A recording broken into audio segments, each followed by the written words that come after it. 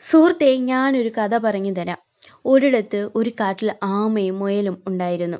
ഇവരിങ്ങനെ പരസ്പരം സംസാരിച്ചുകൊണ്ടിരിക്കുമ്പോൾ ഇവർ പറയും, നമുക്ക് ഓട്ട മത്സരം വയ്ക്കാം, ആര് ജയിക്കുമെന്ന് അറിയാലോ എന്ന്. അങ്ങനെ ഇവർ ഓട്ട മത്സരത്തിന് തയ്യാറാവുകയും മറ്റുള്ള മൃഗങ്ങൾ ഇവരുടെ ഓട്ട മത്സരം കാണാൻ വരികയും ചെയ്യുന്നു. അങ്ങനെ ഓട്ട മത്സരം സ്റ്റാർട്ട് ചെയ്യുമ്പോൾ മുയൽ വളരെ വേഗത്തിൽ ഓടിയിട്ട് കുറേ ദൂരം പോയിട്ട് തിരിഞ്ഞു നോക്കുമ്പോൾ ആമ സ്റ്റാർട്ടിംഗ് പോയിന്റിൽ നിന്ന് കുറച്ച് ദൂരം എത്തിയതേ ഉള്ളൂ.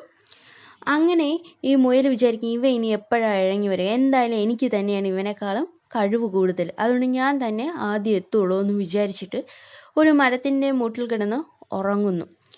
ആമയാണെങ്കിൽ ഇതൊന്നും നോക്കാതെ ഇഴങ്ങി വന്ന് ഫിനിഷിംഗ് പോയിന്റിലെത്തുകയാണ്. ആമ ജയിക്കുന്നു.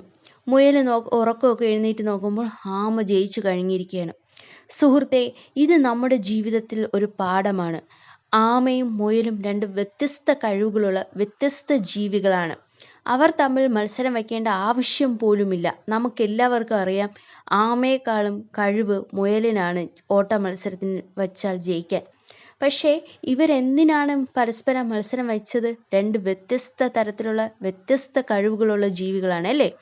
ഇതുപോലെയാണ് നമ്മൾ മറ്റുള്ള വ്യക്തികളുമായി അനാവശ്യമായി തർക്കത്തിൽ ഏർപ്പെടാതിരിക്കുക, കമ്പയർ ചെയ്യാതിരിക്കുക, മത്സരബുദ്ധിയോടെ കാണാതിരിക്കുക. നമ്മുടെ കഴിവുകളിൽ നമ്മൾ സ്വയം വിശ്വസിക്കുക.